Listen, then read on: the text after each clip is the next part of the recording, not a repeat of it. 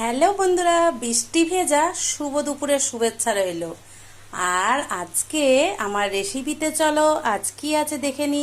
আজ কিন্তু মাছ মাংস ডিম না, কেননা সকালবেলায় প্রচণ্ড বৃষ্টি পড়ছিল, তো আমার বর মশাইয়ের স্কুলে দেরি হয়ে যাবে বলে কিছু এনে দিয়ে যেতে পারেনি।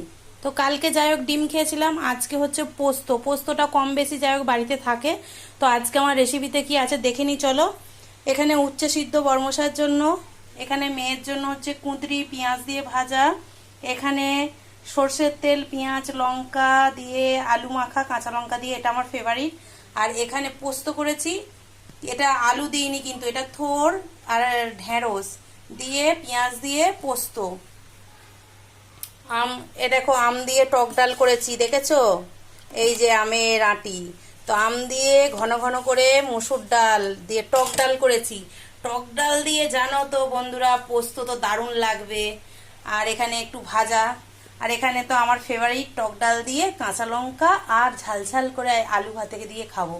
তো চলো এই বেলাটার আমার এই মাছ মাংস ডিম ছাড়াই রেসিপিটা রেখেছি। তো তোমাদের কেমন লাগলো মাছ মাংস ডিম ছাড়া আজকে পোস্ত করেছি, তো অবশ্যই জানিও।